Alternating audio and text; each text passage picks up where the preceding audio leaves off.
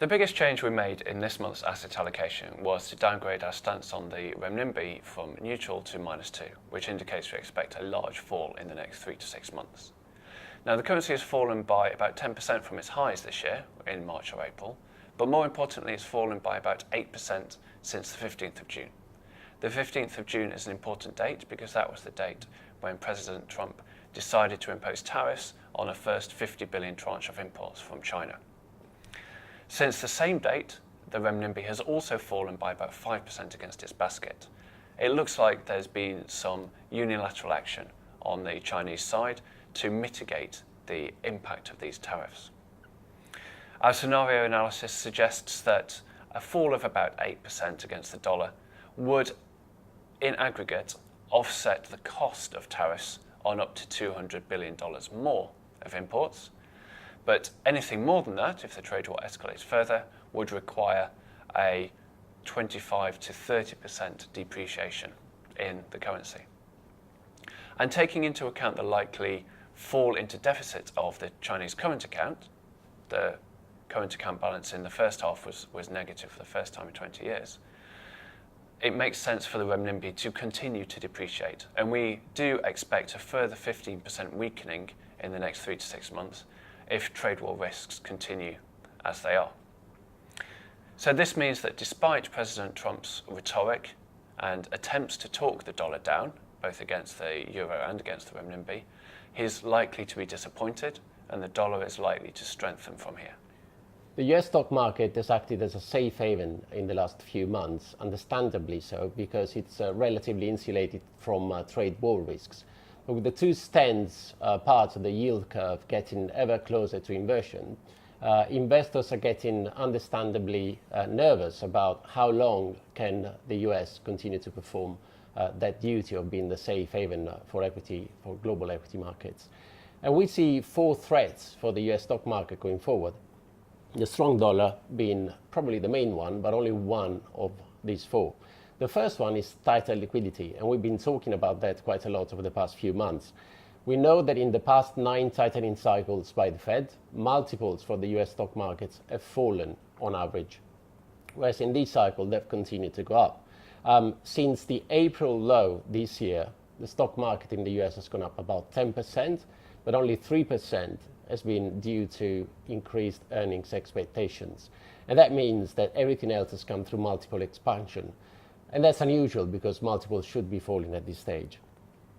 The second threat to the stock market is that defensive sectors have started to outperform. So since July, for instance, the best performing markets have been sectors have been healthcare, they've been telecoms, they've been consumer staples, all defensive sectors. And at the same time, market breadth, i.e. the number of stocks trading above that 100-day moving average, has been coming down. And in the past, that's always preceded significant correction or even bear markets. The third threat is that tech still completely dominates equity returns in the US. Excluding tech, US stocks are actually flat year to date. Besides, the FANGs plus Microsoft account for more than 12% of the total market capitalization of the United States, and that's greater than the titan tech stocks achieved at the height of the dot-com bubble. And finally, there's dollar strength. We know that the dollar index is already at the level of 2015, 2016, when earnings suffered a major setback. And even excluded energy, they pretty much stagnated for 2 years. So for us, it's only a matter of time before companies start saying that the dollar is starting to be a major headwind for earnings.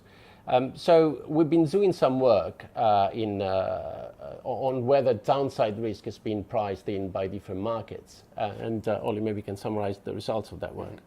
So by contrast, even though the US would be regarded as a safe haven, we reckon that Asian markets in particular are very exposed to trade wars, not only through the risk of a weaker yuan, falling exports, but also through the supply chain risk, particularly to countries such as Korea and Taiwan, who are very exposed to the global supply chain.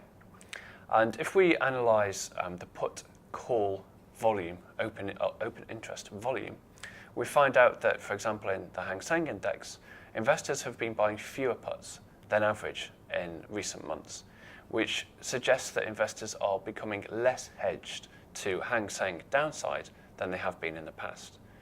This contrasts with the put-call open interest ratio in the Nikkei, which is extremely high compared to the last few years, suggesting investors are hedging the downside risks. And it's not only the case in equities, the same also appears to be happening in FX, where the skew ratio, which is the ratio of the 25 delta dollar call to the at-the-money vol, has been actually falling in dollar China and dollar Korea, by contrast to the likes of dollar ruble or dollar rand, where the ratio has been rising in line with idiosyncratic risks in those countries. So we reckon that downside risk in Asia is certainly underpriced. We already own dollar China upside and dollar Korea upside in the macro strategy portfolio. And if we were to further hedge the downside risk, we would look to this region to do so. And so over the past couple of months, we've been reducing our risk stance in our asset allocation, and we continue to keep that stance. We are underweight equities as a whole, we are overweight bonds, and we think that this is the right stance, even though trade war risk seems to have receded over the past couple of weeks. We think that now with the likely imposition of additional tariffs of another 200 billion worth of Chinese imports by the United States, that risk is going to come back to the fore.